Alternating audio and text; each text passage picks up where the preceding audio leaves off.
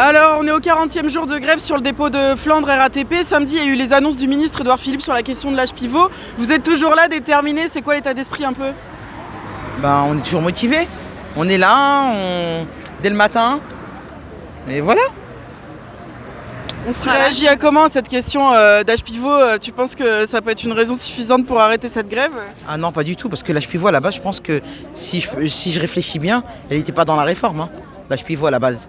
Et là, ils sont en train de nous endormir avec du style, ils ont retiré l'âge pivot, mais faut arrêter de se foutre de la gueule du monde, parce qu'elle n'y était pas dans la réforme. Donc là, en gros, ils sont en train de nous faire croire qu'en retirant l'âge pivot, ils ont fait quelque chose de grand. Ouais, bon, en fin de compte, moi je dirais c'est s'il nous prend pour des cons, en plus il dit provisoire, ça veut dire que provisoire ça veut dire quoi? Ça veut dire qu'on doit reprendre le boulot. À la base c'était quelque chose, il aurait pu la retirer au bout de 2 jours. C'est pas au bout de 40 jours qu'il nous raconte des conneries pour dire j'ai reculé sur ça. Là où il faut vraiment parler, c'est aussi la CFDT qui ose dire faut reprendre le boulot, mais il vaut quoi ce mec là? Déjà à la RATP il vaut 0 voix. Il faudrait qu'il vienne sur les piquets de grève avant d'ouvrir sa bouche pour nous dire de reprendre le boulot. Et le mec de l'UNSA aussi, leur OS, ils voyaient la base, elle tient, et ces gens-là, ils respectent pas les grévistes pour leur dire de reprendre le boulot. Avant de parler, qu'ils viennent voir sur les piquets de grève le moral des troupes, comme quoi elle est bonne, au lieu de dire des bêtises à la télé.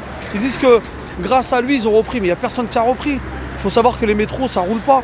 Depuis le début, s'il y avait des métros, je le sais, en bas de chez moi, il n'y a pas de métro. Alors qu'ils arrêtent de trop parler à la télé et de venir voir les gens de la base. Le terrain qui est dur dès le matin. C'est pas ils se lèvent à 10h et nous raconter des bêtises à la télé. Ils devraient arrêter de parler de ces gens-là.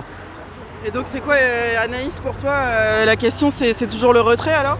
Toujours le retrait jusqu'à ce qu'il retire sa réforme en fait. On lâchera pas, on sera là tous les matins à 4h30 jusqu'à la fin.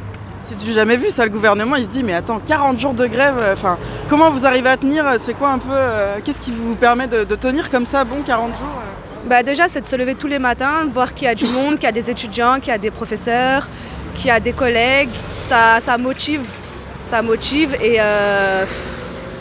franchement, tant qu'il ne retirera pas sa réforme, on sera là tous les matins quoi qu'il arrive. Il y a la question des caisses de grève aussi, du soutien financier qui est important. Est-ce que vous avez un petit message à passer là-dessus? Moi sur la caisse de grève, oui, bien sûr qu'on a notre caisse de grève à Flandre, mais ça c'est notre caisse de grève à nous. Il y a la grosse caisse Info comme CGT. À un moment donné, il faut redistribuer dans les caisses, parce que tout le monde a sa caisse. Il faut redistribuer, il ne faut pas attendre dans 2 mois où les gens reprennent le boulot. C'est maintenant qu'on a besoin de l'argent, et si on a besoin, c'est tout de suite. Il faut donner, il y a 2 millions si je ne me trompe pas. À un moment donné, il faut repartir la caisse sur quasiment toutes les RATP. Et nous, on saura gérer les caisses de grève. On sait encore, si on l'a reçu à tenir un piquet de grève au bout de 40 jours, c'est pas une caisse de grève où on sait faire les pointages des gens, qui étaient là, qui a roulé, qui n'a pas roulé. Et cet argent, il faut l'avoir tout de suite. Pas dans 3 mois, c'est tout de suite qu'on en a besoin pour pouvoir tenir. Et puis là, il y a des députés qui viennent vous voir, tout ça, c'est aussi l'occasion. Ils vous ont donné, j'imagine, un petit chèque, un petit billet? Pour le moment, on n'a pas demandé, mais ça va être demandé. Et je pense que c'est un petit plus pour motiver les grévistes à rester en grève et jusqu'à la fin, en fait. Ouais, Amina, t'avais un petit mot à dire Par rapport à la caisse de grève? Ouais, mais je pense que les gens vont être solidaires avec nous, ils le savent. De toute façon, les Français, on ne va pas nier. Depuis que la grève a commencé, elle est bien montée quand même, notre caisse de grève. Donc ça prouve que les gens sont solidaires avec nous.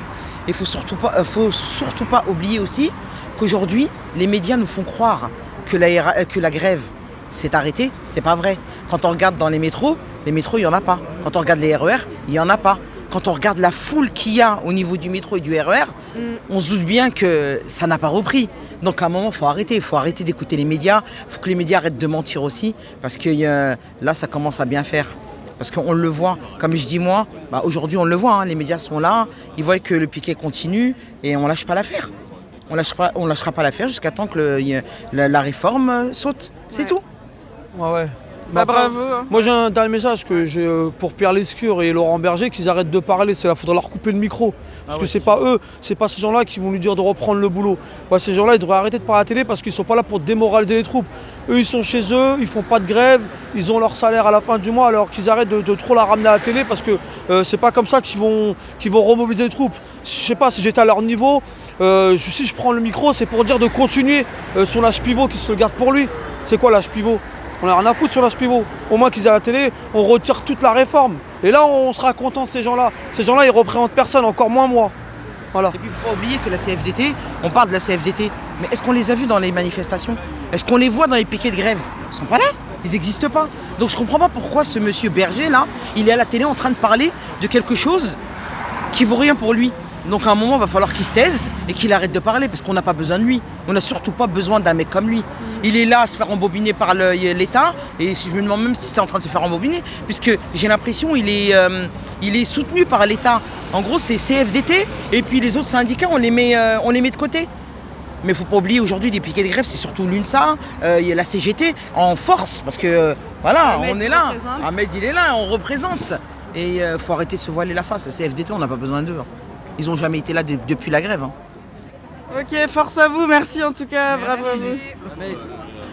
C'est plus sur les 6 derniers mois.